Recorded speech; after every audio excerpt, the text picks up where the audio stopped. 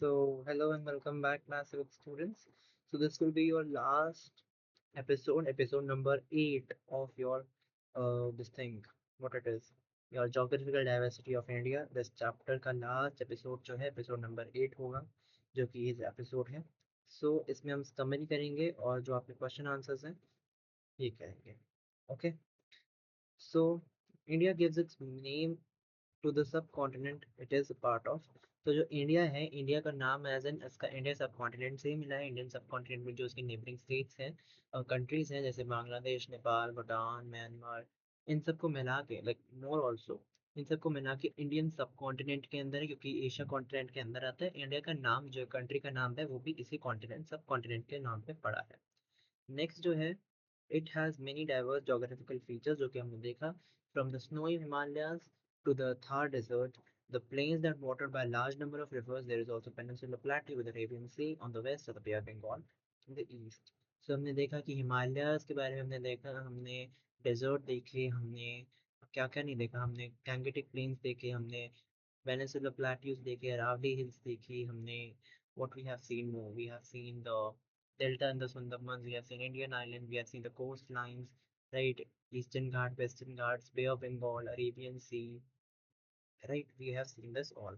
जो diverse graphical features हैं जो कि create किए गए हैं by a variety of conditions with respect to the soil, flora, fauna, life and economic opportunity, and owned a rich culture.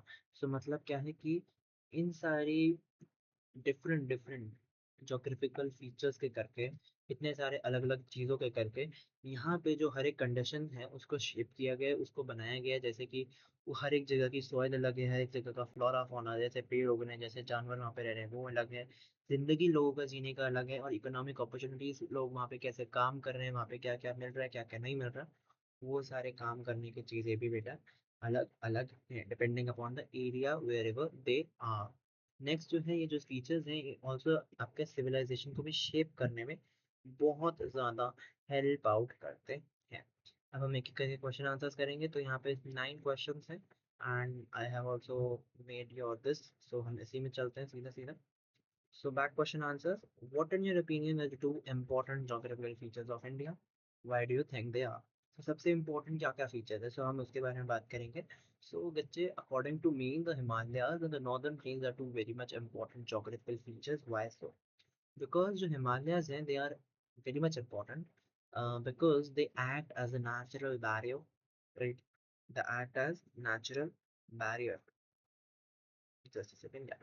So they act as a natural barrier in the north up there, right? वो सबसे north में as a natural barrier act out करते हैं. Plus they protect India from the cold and extremely cold winds जो कि आपके central Asia, China type area से आती है. ठीक है, जिसकी वजह से हमें ज़्यादा ठंड वगैरह पड़ती नहीं है हमारे यहाँ पे. And they also help in causing rainfall by stopping the monsoon winds. अब जो मानसून विंड जानती है, यानी कि जो बारिशों में जो हवा जाती है यहाँ से, उसको भी रोकती है, जैसे कि और रेनफॉल होती है हमारे यहाँ. और many reverse, many important rivers जो है जैसे कि गंगा, यमुना, ब्रह्मपुत्र, वो भी आपकी हिमालय से ही ओरिजिनेट होते हैं, यहाँ से ही बनती हैं, है ना. एंड दीज रिवर्स, जो जो रिवर्स हैं, they also provide for drinking, farming, industries and electricity generation. तो इनकी रिवर से जो पानी हमें मिलता है उसको हम पी सकते हैं. It is useful for us to drink. हमारे को फार्मिंग में, हमारी इंडस्ट्रीज में, हमारी इलेक्ट्रिसिटी की जनरेशन में, ये सारे कामों में हेल्प आउट मदद करता है. जो नॉर्दर्न प्लेन्स है वो इसलिए इम्पोर्टेंट है, why so, because they are fertile, बहुत ही उपजाऊ है, वहाँ पे कोई भी बच्चे फसल वगैरह कोई भी उग सकती है, ऐसी जगह है. और जो रिवर डिपॉजिट है वो बहुत ही यहाँ पे अच्छा आता है, क्योंकि जो गंगा, यमुना, ब्रह्मपुत्र जो वहाँ से बह रही हैं वो यहाँ पे आके ही बहती हैं, है ना. यहाँ पे भी डिपॉजिट जो है ये अपनी सॉइल को और अच्छा बनाती है, जिससे कि आपकी एग्रीकल्चर फार्मिंग के लिए लैंड और सूटेबल हो जाता है ना. एंड सो जो क्रॉप्स हैं जैसे कि wheat, sugar, sugar cane, rice, sorry wheat, rice, sugar cane, pulses, ये सारे भी लार्ज क्वांटिटीज यानी कि ज़्यादातर ज़्यादा से ज़्यादा क्वांटिटीज में यहाँ पे ग्रो कर पाती है, क्योंकि यहाँ पे बच्चे बहुत ज़्यादा अच्छे से एग्रीकल्चर हो पाता है. प्लस यहाँ पे बहुत अच्छा फर्टाइल लैंड है, पानी की भी अवेलेबिलिटी है, इसलिए बहुत ज़्यादा लोग यहाँ पे ही रहते हैं, which makes them the dense populated area or the region, one of the dense populated region in India. And thus जो ये हमारी हिमालयस हैं और जो नॉर्दर्न प्लेन्स हैं, they play a very, very, very important role in India's climate, agriculture, economy, and the daily life. Why do you think India might have looked like if the Himalayas did not exist? अब अगर Himalayas exist नहीं करते तो India कैसे लगता? सो आज का जो इंडिया है उससे तो बहुत ही अलग लगता है। Why so? बिकॉज जो कोल्ड विंड है सेंट्रल एशिया से वो फ्रीली फ्रीली आराम से आपके इंडियन सब कॉन्टिनेंट में आ पाती। और जो क्लाइमेट होता है वो बहुत ही ज़्यादा कोल्ड हो जाता है, बहुत ठंडा हो जाता है, स्पेशली नॉर्थ इंडियन में, नॉर्दर्न इंडिया में, है ना? तो नॉर्दर्न इंडिया में बहुत ज़्यादा हो जाता है। और जो हिमालयाज थी वो ब्लॉक करते थे मानसून विंड को और बहुत ज़्यादा फोर्स करते थे, क्योंकि अब वहाँ पे हवा तो जा नहीं सकती, यहाँ पे रुक जाती थी। तो इसीलिए फोर्सफुली यहाँ पे बारिश बहुत होती थी। अब जो माउंटेन्स नहीं है तो जो मानसून विंड है वो भी कम होंगी। और मेनी पार्ट ऑफ इंडिया भी एक आपका ड्राई डेजर्ट बन जाएगा, क्योंकि पानी यहाँ पे आपको कोल्ड आपको एज ए बारिश के फॉर्म में नहीं आ रहा है, रेनफॉल नहीं हो रही है। और जो रिवर्स है जैसे कि गंगा, ब्रह्मपुत्र, यमुना, वो भी नहीं होते, बिकॉज बहुत ज़्यादातर ये जो गंगा, यमुना, ब्रह्मपुत्र हैं ये भी आपके हिमालयन ग्लेशियर से ओरिजिनेट होके आ रही थी हमारे पास। ठीक है। जो फर्टाइल नॉर्दर्न प्लेन्स में वो भी नहीं बनते, क्यों? क्योंकि ये जो रिवर्स थे ये भी आपके सॉइल पर डिपॉजिट लाते हैं, जो कि फिर यहाँ पे इसको फर्टाइल ना बनाते, क्योंकि ये रिवर्स नहीं होती। और यहाँ पे फिर एग्रीकल्चर फार्मिंग वगैरह करना भी बहुत ही ज़्यादा मुश्किल होता। और फिर यहाँ पे जाते जाते धीरे धीरे लास्ट में यहाँ पे कुछ भी आपकी डेंसली पॉपुलेटेड यानी कि ज़्यादातर लोग यहाँ पे नहीं रहते। तो इसीलिए जो बच्चे हिमालयाज हैं, it is very very very much important for India's climate, agriculture, river, natural beauty, इन सब के लिए। तो जो हमने इस पहले वाले क्वेश्चन में किया उसी का सारा कुछ अगर वैसा चीज़ें ना होती तो ये होता। ए टू लेके जेड तक आपकी वो सारी चीज़ें ना होती, so this would be the effect, क्योंकि आपका ना हवा आपकी यहाँ से जा पाती, सॉरी मानसून विंड्स ना जा पाती तो चली गई, वहाँ से हवा नहीं आ पा रही थी ठंडी, यहाँ पे आ गई। यहाँ पे रिवर्स थी, यहाँ पे रिवर्स नहीं होगी। जो रिवर से डिपॉजिट नॉर्दर्न प्लेन को फर्टाइल बनाना था वो नहीं होगा, नॉर्दर्न प्लेन में ज़्यादा डेंस लोग थे, डेंसली पॉपुलेटेड था, वो डेंसली पॉपुलेटेड नहीं होगा। India has been called a mini subcontinent based on what you have read. Why do you think so? So India को अक्सर बच्चे मनी मिनी कॉन्टिनेंट बोला जाता है, क्यों? क्योंकि it has very very very great diverse geographical diversity, it has very great geographical diversity, जो कि पूरे कॉन्टिनेंट में दिखनी चाहिए ना, कि जहाँ पे पूरे कॉन्टिनेंट में कि भैया हाँ, इस तरफ बीचेस हैं, इस तरफ माउंटेन है, इस तरफ वाटरफॉल है, इस तरफ प्लेट्यू है। वो आपका पूरा का पूरा जो कॉन्टिनेंट में दिखना चाहिए, इट इज पूरा का पूरा आपका इंडिया में एज अ कंट्री दिख रहा है। ठीक है। अब यहाँ पे डिफरेंट टाइप्स ऑफ आपके लैंड फॉर्म्स हैं, अलग अलग लैंड्स हैं ना, कहीं पे प्लेट्यू है, कहीं पे वैली है, कहीं पे माउंटेन है, कहीं पे कुछ है, कहीं पे कुछ है ना? तो उसी के हिसाब से यहाँ पे सिर्फ लैंड फॉर्म डिफरेंट नहीं है, यहाँ पे क्लाइमेट भी डिफरेंट है ना? क्लाइमेट बहुत डिफरेंट है। प्लस धीरे धीरे यहाँ पे वेजिटेशन जो है, जो यहाँ पे चीज़ें हैं वो बहुत ज़्यादा डिफरेंट है। प्लस यहाँ पे नंबर ऑफ कल्चर्स है, कल्चर्स ही कल्चर्स हैं। If you go anywhere you may find many type of people, north में, साउथ में, वेस्ट में, ईस्ट में, सेंट्रल इंडिया, हर एक जगह there are multiple types of cultures which are being followed. Cultures के अंदर भी बहुत अलग अलग कल्चर्स हैं जो कि बहुत अलग अलग तरह के लोग हैं वो फॉलो करते हैं। So it is very much diverse in type of culture as well, है ना? ये सारा कुछ इंडिया में ही है। इंडिया में नॉर्थ में स्नो कवर्ड माउंटेन है, यानी कि बर्फ से जमे हुए माउंटेन्स है। फिर सेंट्रल रीजन में प्लेन्स हैं जो कि फर्टाइल है, उपजाऊ है। डेजर्ट आपके वेस्ट में है, प्लेट्यूज आपके साउथ में है, डेंस फॉरेस्ट हैं, लॉन्ग कोस्ट लाइन्स हैं, आइलैंड्स हैं। बहुत ज़्यादा रीजन है जो कि आपके हर एक डिफरेंट क्लाइमेट्स को एक्सपीरियंस करता है, जहाँ की एक्सट्रीमली कोल्ड से लेकर के बहुत ही गर्म ह्यूमिड टेम्परेचर तक भी।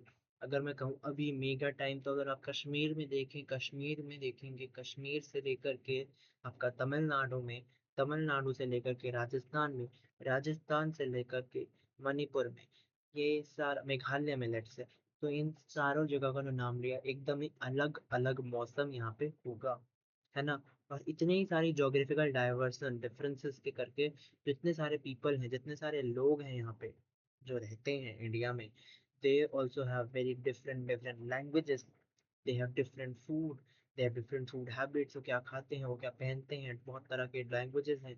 उसी के हिसाब से जो जगह है उसी हिसाब से एक ऑक्यूपेशन है कि क्या बंदा काम करेगा, बहुत सारे ट्रेडिशंस हैं। तो बहुत सारी रिच बायोडाइवर्सिटी है, प्लांट्स एनिमल्स में, जो कि हर एक अलग अलग रीजन में पाई जाती है। Obviously you can't find a camel in a mountain, you can't find a fish in a desert. There are many different things जो आपकी अलग अलग जगहों पर मिलती हैं, और वो अलग अलग जगहें सारी की सारी आपकी इंडिया में ही है। तो इसीलिए मेरा बेटा इंडिया को बोला जाता है a mini continent because of its vast vast vast सब this thing because of its vast physical and your this thing, what do you say, because of your vast physical and cultural diversity के करके। Next जो है question number 4, follow one of the India big rivers from where it start to where it meets the ocean. Okay. What are the different way in which people might utilize this river along its way? तो हमने एक river लेनी है जो कि starting से लेकर के उसके जब तक वो ओशन से मिलती नहीं है तब तक हम उसको देखें, उसकी जर्नी को देखें। So let's say Ganga river. So Ganga river जो है वो गंगोत्री ग्लेशियर से होती है, हिमालय से, एंड वो फ्लो करती है नॉर्थन इंडिया में बिफोर वो आपकी बे ऑफ बंगाल से मीट करती है तब तक। इसकी जर्नी में पीपल जो हैं, लोग जो हैं, बहुत तरह से इस रिवर को यूज़ करते हैं। अपर माउंटेन रीजन में जो रिवर का पानी है वो हाइड्रो इलेक्ट्रिसिटी जनरेशन का यूज़ होता है। प्लेन्स में आते आते पानी जो है ये इरिगेशन के काम आता है, लोगों के लिए फसल के लिए उगाने के लिए काम आता है। नीचे सिटीज टाउन्स में आते हैं तो पानी पीने के लिए, हाउस होल्ड एक्टिविटीज जो है, नीड्स का है, जो जैसे कि बर्तन कपड़े इन सब धोने के लिए काम आ जाता है। जो भी घर में पानी की जरूरत पड़े उन सब के लिए। ये रिवर को फिर हम ट्रांसपोर्टेशन या फिशिंग में भी यूज़ करते हैं, है ना, इधर से उधर जाने के लिए, फिशिंग के लिए। और इंडस्ट्री भी पानी रिवर वाटर का बहुत ही अलग अलग तरीके से इस्तेमाल करती है ना। और बहुत बहुत जगहों पे गंगा नदी को बहुत ही सेक्रेड माना जाता है, बहुत ही एज एन पूजनीय माना जाता है। और इसलिए बहुत सारे लोग इसमें रिलीजियस एक्टिविटीज, रिलीजियस रिचुअल्स भी करते हैं इनके तट पे राइट बैंक्स पे, यानी कि गंगा यमुना बैंक में, जैसे छठ पूजा वगैरह में अगर आप देखेंगे तो। और जो डेल्टा रीजन है जहाँ पे बे ऑफ बंगाल में जाता है तो रिवर जो है वहाँ पे भी एग्रीकल्चर फिशिंग सपोर्ट करती है। प्लस मैंग्रोव फॉरेस्ट जो है, जो कि आपके सुंदरबन में है, वहाँ पे ये सारे रिवर भी है। तो रिवर आपकी एग्रीकल्चर से लेकर के इलेक्ट्रिसिटी, इलेक्ट्रिसिटी से लेकर के ट्रांसपोर्टेशन, ट्रांसपोर्टेशन से लेकर के लाइवलीहुड, से लेकर के आपका रिलीजन तक, इन सब के कोर्स में आती है हेल्पफुल। तो दैट इज़ वाई आपकी इंडिया में जो रिवर है बहुत बहुत अलग अलग कामों से आती है। Why is the southern part of India referred to as the Peninsular Plateau? Southern part of India को पेनिनसुलर प्लेट्यू को कहा गया है। सो जो सदर्न पार्ट ऑफ इंडिया है मेरा बेटा, सदर्न पार्ट ऑफ इंडिया यानी कि जो साउथ में पार्ट आता है, उसको हमने पेनिनसुलर प्लेट्यू इसलिए कहा गया है क्योंकि एक रेस्ड टेबल लैंड है। टेबल लैंड से मतलब है कि जैसे प्लेट्यू होता है ना मेरा बेटा, तो वैसा सा है। प्लेट्यू में थोड़ा लैंड जो है वो आपका नॉर्मल लैंड से ऊपर उठा हुआ होता है, और जो उसके कोने होते हैं दे आर वेरी स्टीप, एकदम ही ऐसे गिरे हुए होते हैं, राइट। जैसे एकदम स्टेबल से नहीं होते, ऐसे स्लोप नहीं होती उसमें, they are very steep, that's why. और जो इसके पानी है, जो टेबल लैंड है वो भी पूरी यानी कि थ्री साइड्स में घिरा हुआ है water. So that is why it is called peninsular plateau. Peninsular का मतलब यही होता है what ever the land pieces वो तीन डायरेक्शन से पानी से भरा हो। जो अरेबियन सी है वो आपके इसमें वेस्ट में पाई जाती है, बे ऑफ बंगाल आपके ईस्ट में, और इंडियन ओशन आपके साउथ में। तो that is why it is called peninsular plateau. और जो ये रीजन है it is made from the ancient hard rocks, है ना। और ये अनइवन लैंड है जिसमें आपके हिल्स भी हैं, प्लेट्यूज भी हैं। जैसे कि दक्कन प्लेट्यू जो है, डेक्कन प्लेट्यू जो आपकी लार्जेस्ट प्लेट्यू है इस रीजन में, है ना। बहुत सारी रिवर्स भी हैं जैसे गोदावरी, कृष्णा, कावेरी, वो भी इसके आसपास फ्लो करती हैं। ठीक है बच्चे। The peninsular plateau is rich in minerals, बहुत सारे मिनरल से रिच है ये, बहुत सारे मिनरल से भरा हुआ है। लाइक वाइज जैसे आयरन ओर हो गया, आयरन ओर, कोल, मैंगनीज, ये सारी चीज़ों से पेनिनसुलर प्लेट्यू आपका बहुत अच्छे से भरा हुआ है ना। It is rich in this all things. और जो सराउंडिंग सीज हैं वो भी बहुत हेल्प करती है आपकी ट्रेडिंग में, फिशिंग में, ट्रांसपोर्टेशन में, इन सब में। दैट इज़ वाई जो आपका सदर्न रीजन है उसको हमने पेनिनसुलर प्लेट्यू का नाम दे रखा है। ठीक है, because of its shape and it's physical features. Which UNESCO heritage site is mentioned in the chapter? Did you find more interesting? Write a short by describing it. So हमने बहुत सारी देखी यूनेस्को हेरिटेज साइट है, अभी हमने western Ghats का पढ़ा है। सो अब वेस्टर्न घाट्स का नाम दे रहे हैं। So we found Western Ghats most interesting among the UNESCO heritage site. क्यों? क्योंकि जो वेस्टर्न घाट्स थे वहाँ पे माउंटेन रेंजेस थे जो कि पैरेलल थे to the western coast. Western coast से एकदम पैरेलल में आपके वेस्टर्न घाट्स थे। यहाँ पे बहुत ज़्यादा डाइवर्सिटी थी, यानी कि बायोडाइवर्सिटी थी, बहुत सारे ब्यूटीफुल सीनरीज थी, यानी कि बहुत ज़्यादा अलग अलग प्लांट्स, बहुत ज़्यादा अलग अलग एनिमल्स थे यहाँ पे। ब्यूटीफुल नेचुरल सीनरी, यानी कि बहुत अच्छे से नेचर के जो सीन्स थे, सीनरी यानी कि बहुत अच्छा नेचुरल के वो जगहें थी, बहुत ज़्यादा अलग अतरंगी rare plants and birds animals यहाँ पे मिल रहे थे, बहुत अच्छे से अच्छे रेयर, जो और जगह कहीं पे नहीं मिलते। दे आर फाउंड हियर, है ना। जो रीजन है यहाँ पे बहुत ही ज़्यादा रेनफॉल होती है और बहुत ही ज़्यादा घने घने जंगल है। It has dense forest and heavy rainfall, plus यहाँ पे वाटरफॉल्स भी हैं, वाइल्ड लाइफ सेंचुरीज भी हैं, बहुत ही अच्छी अच्छी, राइट। इसके अलावा अगर मैं बात करूँ तो Western Ghats is also important. Why so यहाँ पे बहुत सारी रवाएं और बहुत सारी रिवर्स जो हैं वो भी यहाँ से ओरिजिनेट होती हैं, बहुत सारी नदियाँ जो हैं वो भी वेस्टर्न घाट से ही ओरिजिनेट होती हैं। और ये बहुत ही इकोलॉजिकल बैलेंस भी आपका बनाने में, सपोर्ट करने में फार्मर्स का मदद करती है। व्हाट टू वेस्टर्न घाट्स, तो that is why it is kind of very much interesting, right. Next जो है, ये सारी चीज़ें हैं क्यों, क्योंकि आपका जो वेस्टर्न घाट है यहाँ से रिवर होती है जो कि आपके फार्मर्स को हेल्प करती है, इकोलॉजिकल बैलेंस बनाती है। दैट इज वाई यहाँ पे वाइल्ड लाइफ है, इन्वायरमेंटल इम्पोर्टेंस है और नेचुरल ब्यूटी है। That is why we found Western Ghats interesting. Next is identify the place you are at now, which physical feature of India would you describe to your location? So it can be like, it can be the change of answer क्योंकि आप जहाँ जहाँ से पढ़ रहे हैं वहाँ से आप लोग भी बता सकते हैं। But for now, I am in Delhi. So I'm currently in Delhi. So Delhi is located in what? Delhi is located in the northern plains of India, which is near the Yamuna River. So जो northern plains है वो बहुत flat है, fertile region है, जो कि आपके river deposit से form किया गया है, बनाया गया है by river deposits। और बहुत ही फर्टाइल लैंड है, इसलिए यहाँ पे वाटर अवेलेबिलिटी भी है, गुड ट्रांसपोर्टेशन है, और तो बहुत सारी सिटी सेटलमेंट्स यहाँ पे इस रीजन में हो रखी है। जो दिल्ली है यहाँ पे बहुत ही ज़्यादा गर्मी भी है और बहुत ज़्यादा सर्दियाँ भी पड़ती हैं, क्योंकि जो ये है आपका सी से बहुत ही दूर है, सी से बहुत ही ज़्यादा दूर है ये लैंड। और जो यमुना रिवर है वो भी यहाँ पे बहुत ही इंपॉर्टेंट रोल प्ले करती है, why so, because of the water supply and its history. थर्स जो दिल्ली है वो it is a part of your northern plains. आगे मैं बात करूँ तो food preservation technique differing from place to place across India, gather different preserving food methods, different method of preserving food. तो फूड को हम कैसे प्रिजर्व करते हैं, कैसे रखते हैं, उसका हम पढ़ते हैं। तो डिफरेंट रीजन्स जो है अलग अलग जगहें अलग अलग तरीके से फूड को प्रिजर्व रखती है, डिपेंडिंग अगर उसका क्लाइमेट कैसा है, लोकल कंडीशंस क्या है। एक जो कॉमन चीज़ है वो है ड्राइंग।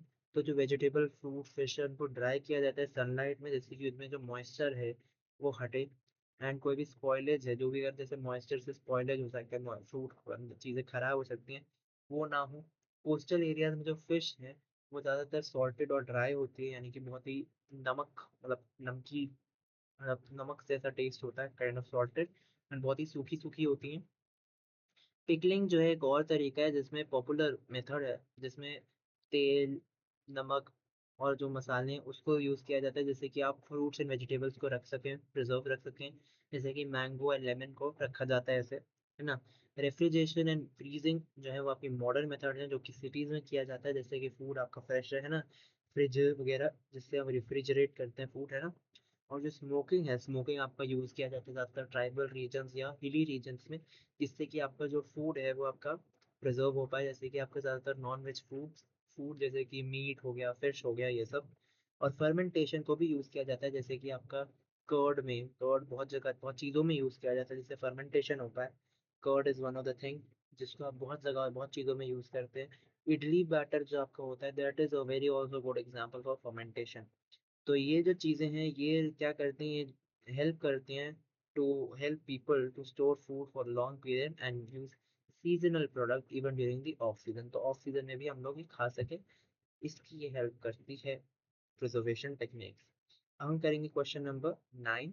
सो क्वेश्चन नंबर 9 है, despite having such different regions, India remain one country. How do you think our geography has helped unite people? तो इंडिया इतना ज्योग्राफी में अलग अलग है, बट देन ऑल्सो जो इंडिया एकदम यूनाइट है, क्यों ऐसे? क्यों? क्योंकि रिवर जो है वो माउंटेन से पास करती है, प्लेन्स के पास, एंड कोस्टल रूट से कनेक्ट होती है for many region, for travel, for trade, and बहुत ही कल्चरल एक्सचेंज होते हैं।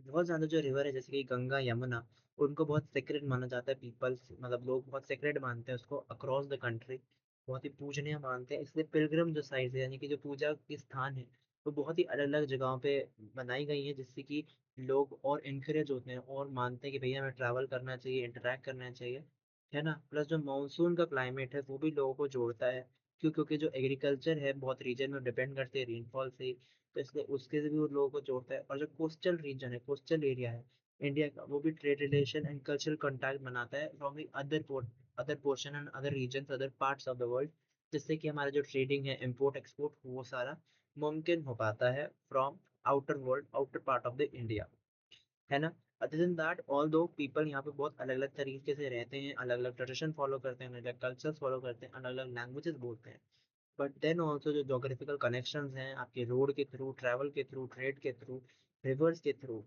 उसने हमारे यहाँ पे यूनिटी, हमारे यहाँ पे एकता बना के रखी है, जिसकी वजह से it helps our people to stay together, to unite together, और एक साथ रह सकें, है ना।